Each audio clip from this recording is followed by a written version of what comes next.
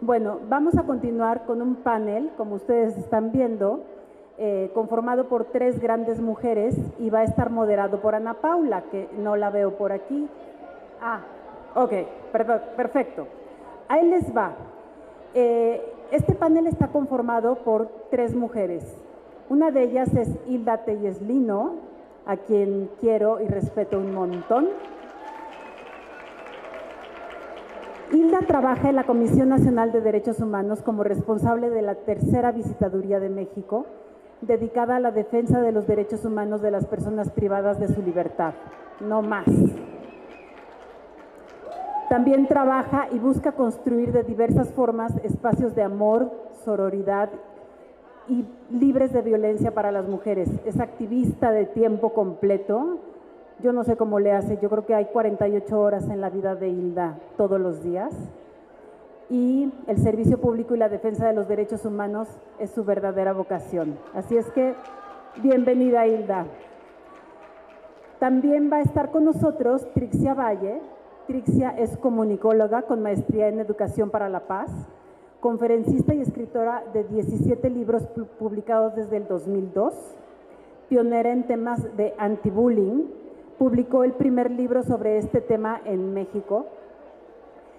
Trixia es experta en organizaciones sin fines de lucro, estrategias de contenido y evaluación de plataformas digitales educativas, fundadora de educacionmillennial.com, reconocida plataforma en temas socioemocionales a nivel escolar. Es ganadora del Premio Nacional de Cuento en 2006 y del Premio de la revista Selecciones en el 2017. Y por último, vamos a recibir a Marta Elena Díaz. Marta Elena es fundadora de Transfamilias. El término trans le era totalmente ajeno hasta que su hija le expresó el deseo de empezar a hacer su propia transición. A partir de ahí decidió unirse a causas que apoyan a personas trans. Encabeza los esfuerzos de difusión y enlace de Transfamilias, una organización cuya misión es apoyar y acompañar a las familias de personas trans y personas no binarias. Como coordinadora da entrevistas a diversos medios impresos y digitales, programas de radio, conferencias y paneles.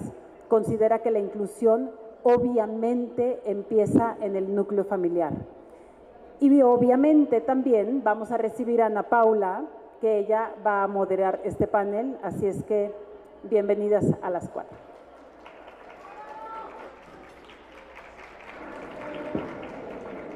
Este es el tema más importante de este panel, es el tema central.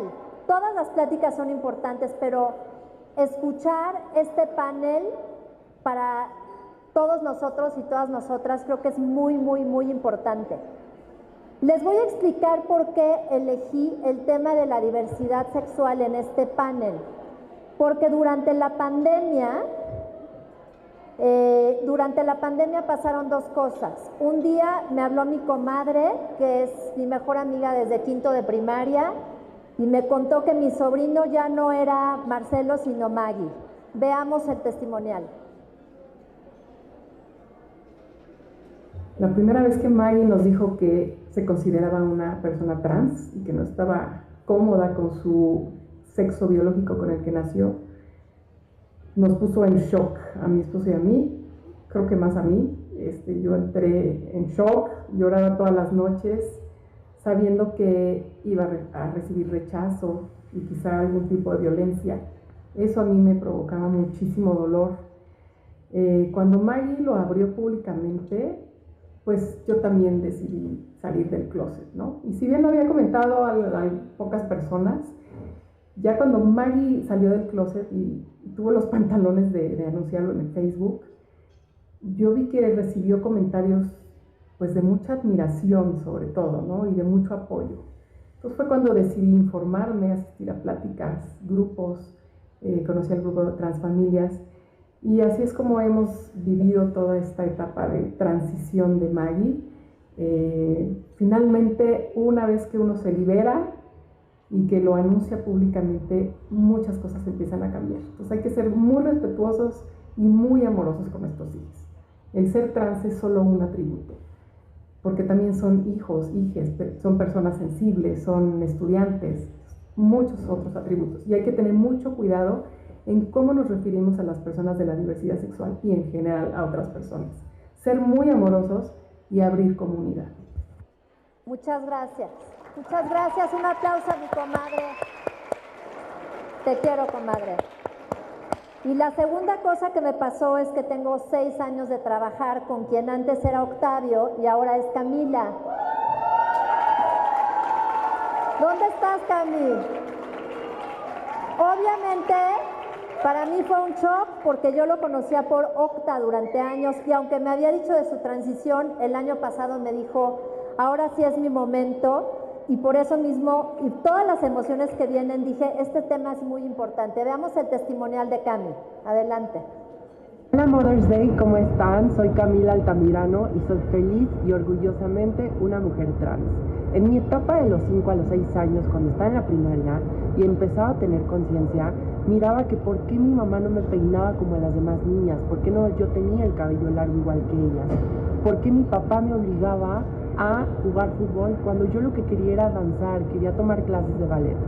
Conforme fui creciendo, más o menos a la edad de los 10 años, yo tuve mi primer acercamiento con mi mamá y le expliqué mi sentir, el que yo no me sentía cómoda con el cuerpo con el que tenía, a lo cual sus ojos se cristalizaron, soltó en llanto y me dijo, yo siempre te voy a amar y te voy a apoyar.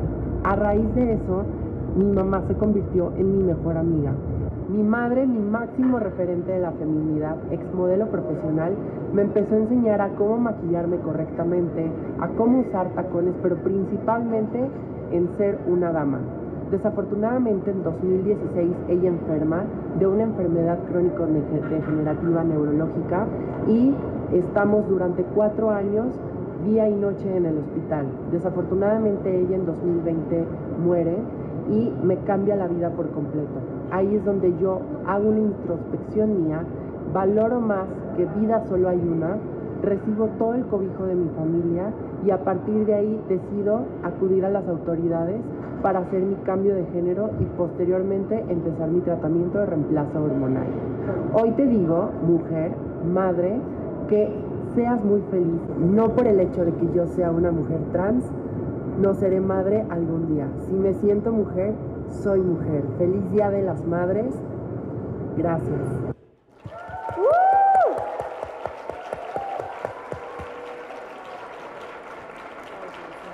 Muchas gracias. Bueno, pues gracias. Hemos estado trabajando este panel durante algunas semanas.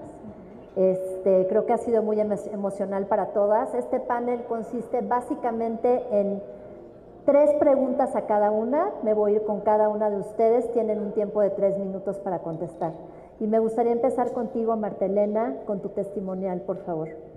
Hola, buenos días. Yo soy Martelena Díaz y soy mamá de una chica trans. Voy a empezar con mi historia, ¿no?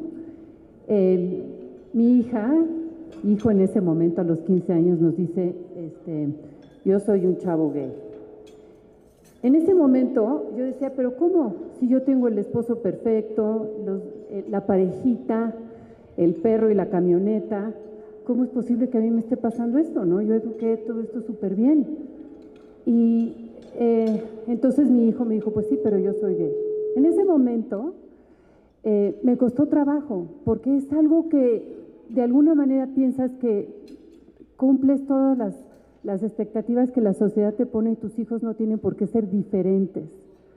A los 19 años recibo una llamada y me dice, mamá, te quiero decir que yo no soy hombre. Yo siempre he sabido que no soy hombre, pero no sé qué soy. No, espérame, aquí no hay, eso no existe.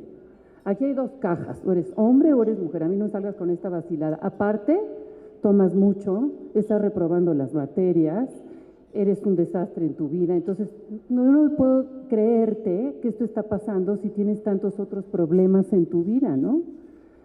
Pues mira, lo voy a hacer contigo o sin ti. Tuvimos una discusión muy fuerte, mi entonces esposo y yo busqué un grupo de apoyo. En ese momento ya existía Transfamilias, que es un grupo de apoyo a padres con hijos trans. Éramos como 15 diferentes personas en una casa de una señora judía en la colonia Roma, donde nos sentamos a llorar unos y otros a decirles a los otros por qué no tenían que llorar, y había sentado entre nosotros personas trans.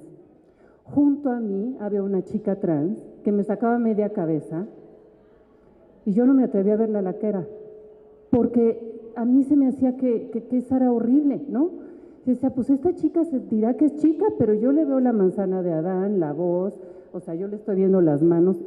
Esto no es una mujer y yo no quiero que mi hijo vaya hacia allá, porque adivinen qué, va a sufrir muchísimo. Las mujeres trans tienen como 2 o 3 opciones de trabajo en este país. Ahí me di cuenta que yo tenía una responsabilidad de educarme, de aceptar y de entender lo que estaba pasando. Cambia el tiempo, hoy somos más de 300 familias en Transfamilias, no porque yo sea muy lista, sino porque gracias a Dios la diversidad sexual se ha abierto.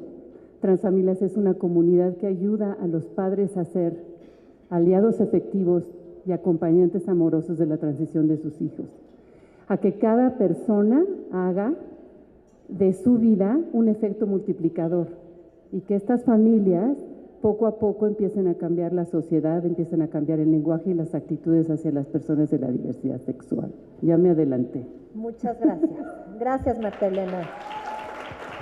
Gracias.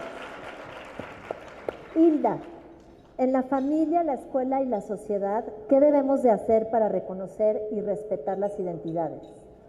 Bueno, pues muchas gracias por estar este momentito aquí con ustedes, compartiendo y reflexionando. Y antes me detengo un poquito.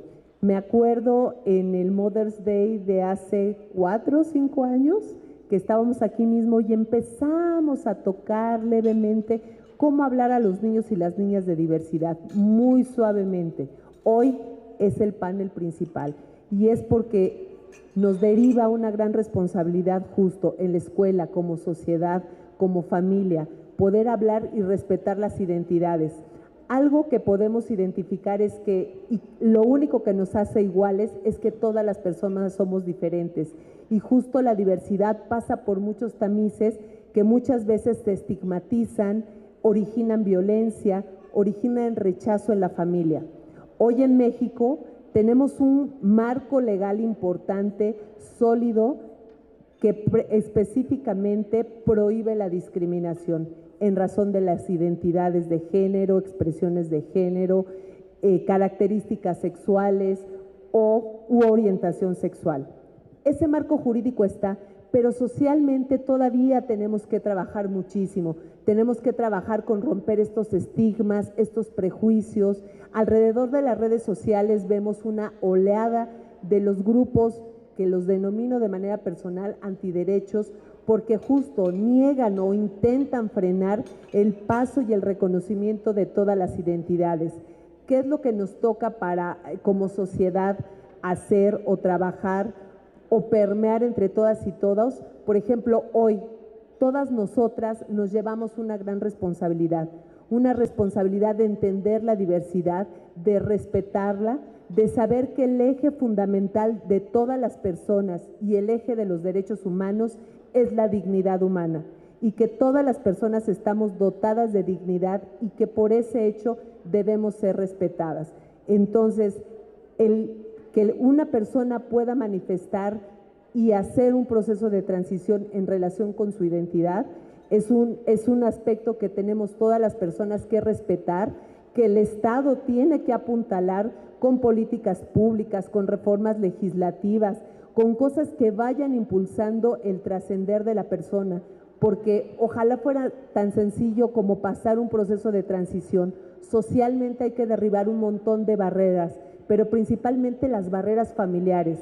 Las familias son los primeros espacios donde justo en este grupo de población se vulnera la dignidad de las personas, donde hay un rechazo, donde hay un miedo, pero afortunadamente también hay los espacios de acompañamiento para poder caminar y transitar en un sentido mayormente esperanzador, de reconocimiento y de apoyo, para que haya un momento en el que no tengamos que hacer un panel especial, sino que pues efectivamente sea parte de nuestro cotidiano y que sean personas sujetas de respeto y de reconocimiento de sus derechos. Gracias. Muchas gracias, Hilda. Gracias. Moni Alducin, si nos llevas el tiempo, estaría fantástico, de las 3 minutos, para que no nos pasemos del tiempo. Mi querida Trix, ¿cómo hacemos las personas de la diversidad sexual, específicamente las personas trans, cómo pueden enfrentar el bullying?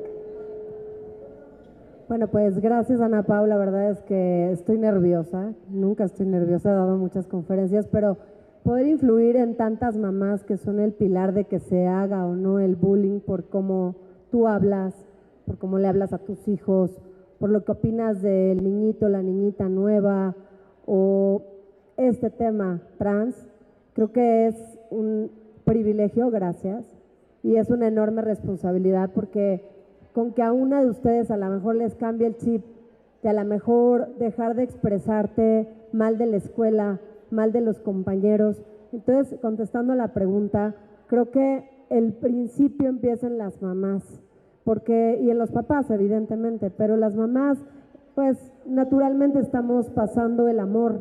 O sea, la función de una madre es pasar el amor por la vida, el amor por el prójimo, el amor por los hijos, y considero que cuando tú excluyes a cualquier persona por su raza, religión, posición social, estructura física, diversidad sexual, como viene desde hace 1000 años en mi libro de Ya no quiero ir a la escuela, creo que estás transgrediendo lo más sagrado, porque el eslogan de mi hipohip, que es un hipopótamo azul que va a las escuelas desde preescolar a decirles a los niños basta, y el eslogan es todos somos diferentes, pero sentimos igual.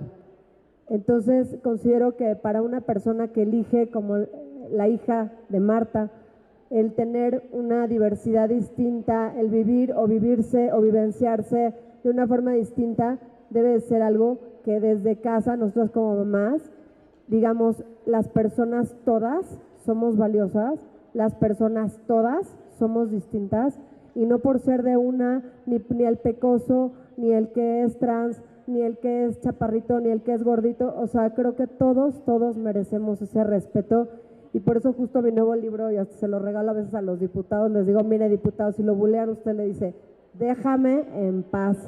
Y les pareció a muchas personas algo un poco agresivo el título, pero considero que es un título que define lo que yo quiero decir ahora, que es la paz empieza en ti y en que dejes en paz a los demás. Muchas gracias, Trixia. Mi querida Marta Elena, ¿nos podrías explicar para los que no sabemos en general qué es trans?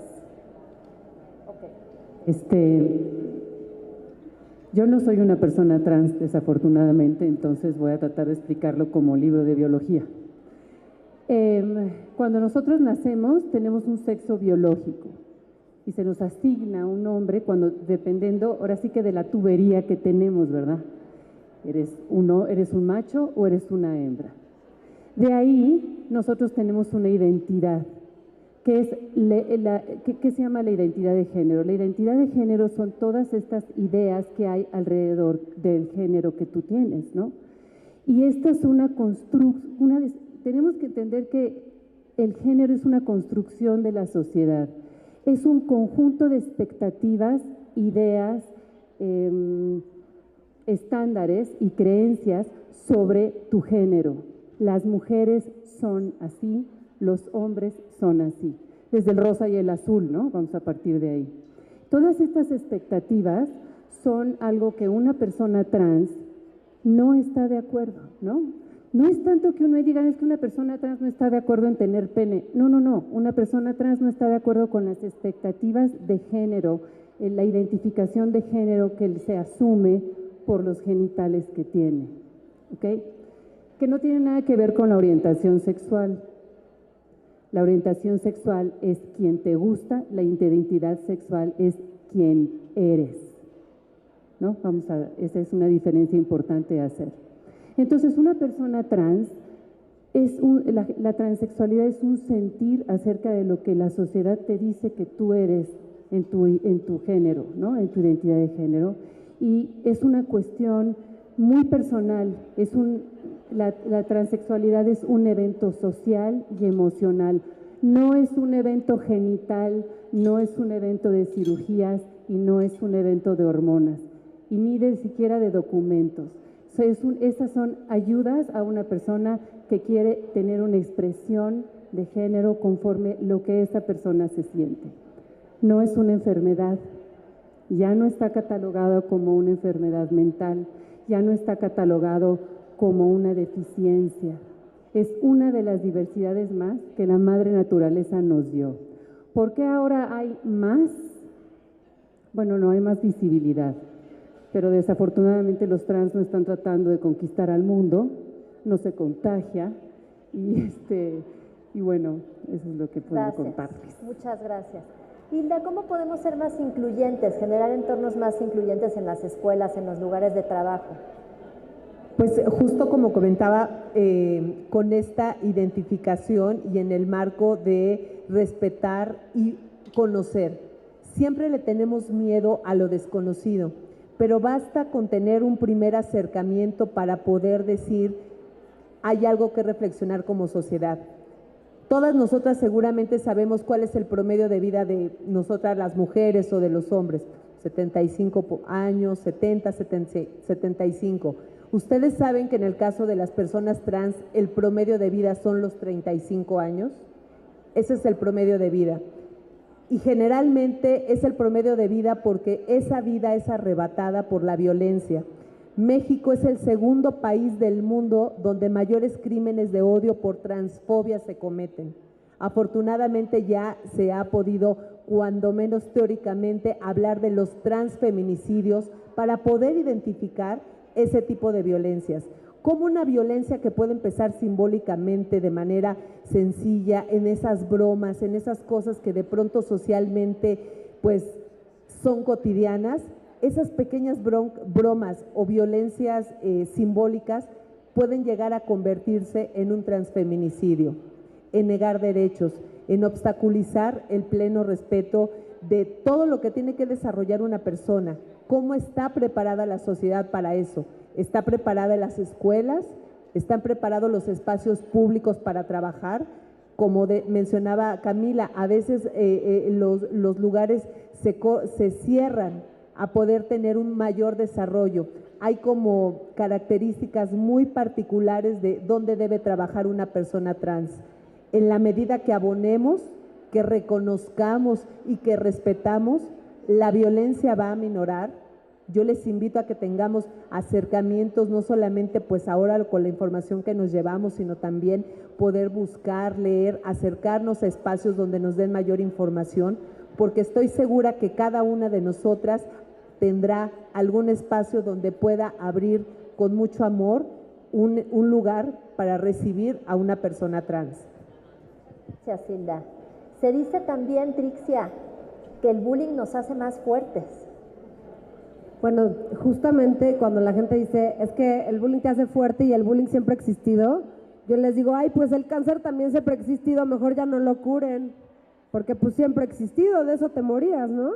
Entonces creo que el hecho de que sí, en alguna forma dolorosa, el tener que enfrentar a tu agresora, como fue en mi caso, toda la primaria, y que por eso me dedico a esto, porque sé lo que es y lo que se siente, que el peor momento de tu día sea salir a recreo, que lo peor sea cuando nadie te escoge y te humillen una vez más porque nadie quiere que les toques, cuando se ríen, como me pasó en sexto de primaria, que fue cuando ya no sé de dónde saqué la fuerza esa que la gente dice, pero porque tras 200 días de clases constantemente, no llores, no llores, no llores, no llores, y así la misma cantidad de personas como las que están ahorita aquí me arrinconaban en el salón todos los días para hacerme llorar.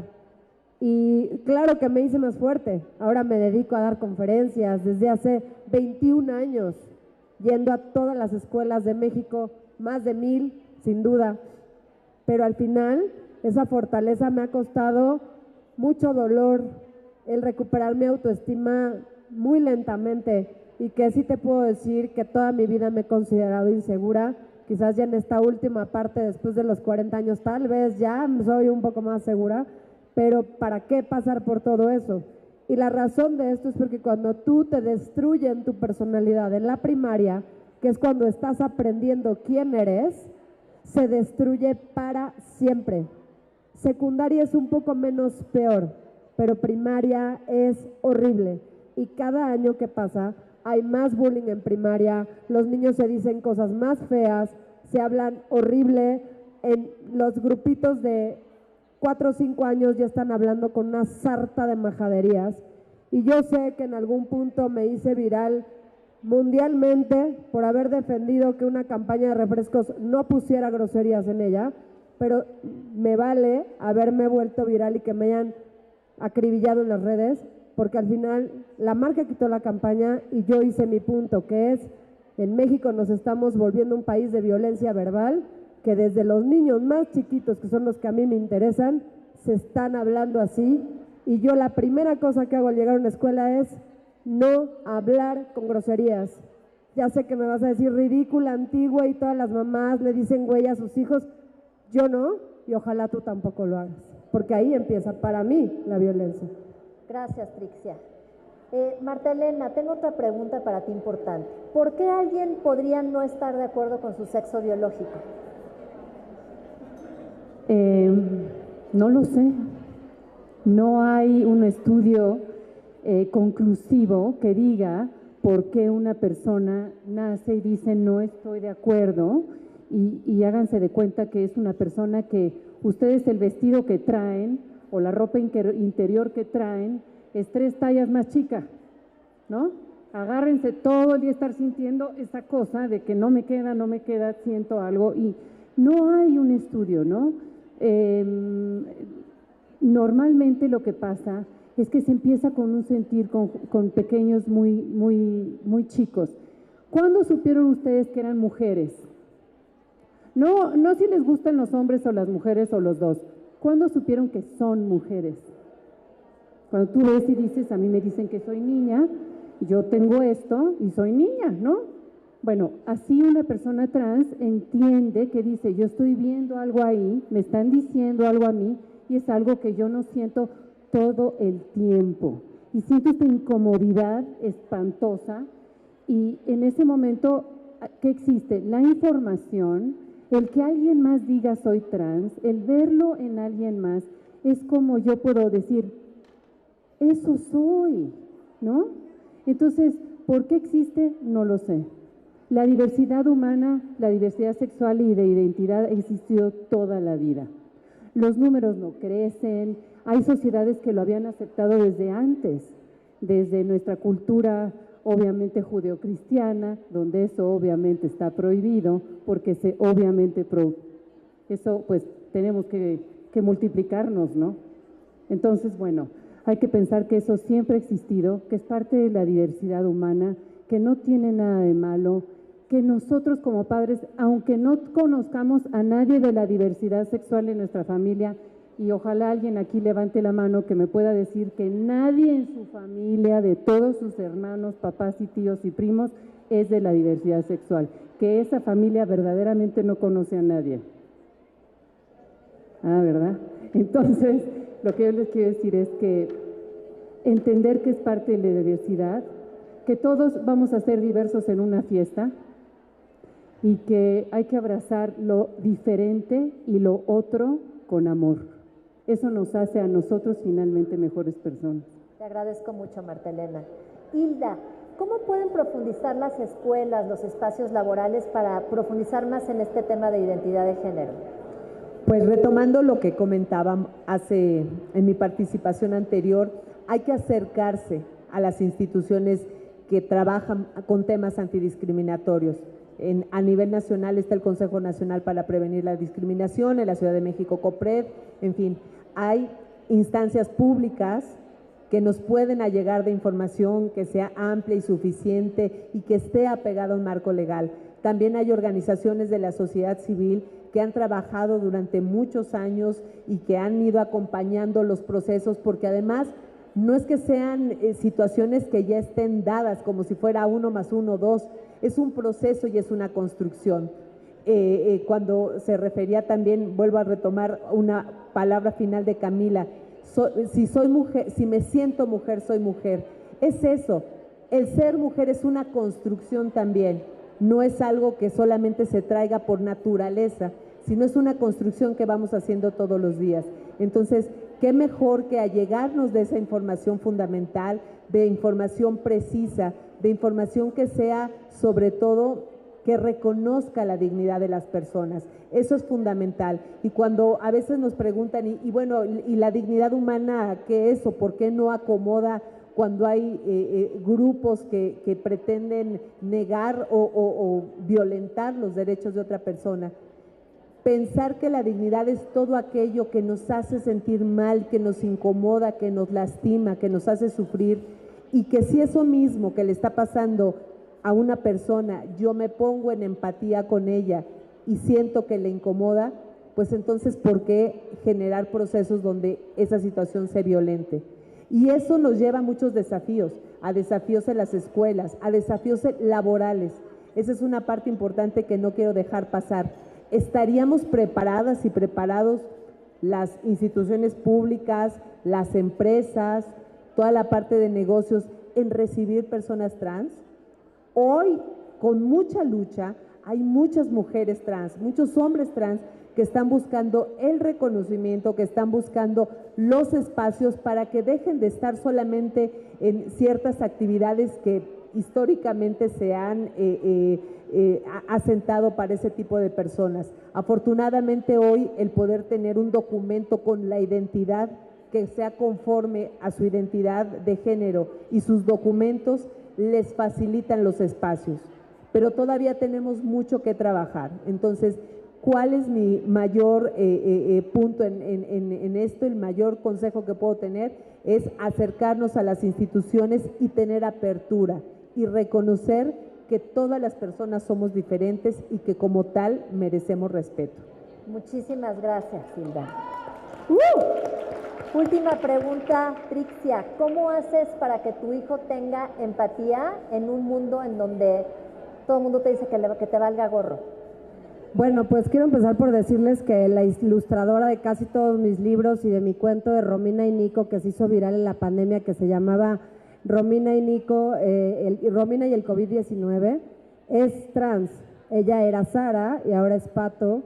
Yo no tengo ningún tema con contratar a una persona, sea cual sea su identidad sexual o su vida, porque vuelvo a repetir, creo que la empatía empieza por aceptarnos todos como seres humanos distintos y que no sea una forma encontrar las diferencias para criticar, pero ni por las pecas, ni por, pero si a ti te oyen todo el día, es que esa señora, o sea, me cae pésimo porque es que no sé qué, y es que mi esposo, y luego van a los desayunos de las mamás y parece que se pelean el premio a la peor escuela, a la peor directora, a la peor maestra, y se la pasan criticando a la Miss y criticando a la escuela y criticando a la niña, y cómo van a ser empáticos tus hijos si la manzana no cae lejos del árbol, señoras.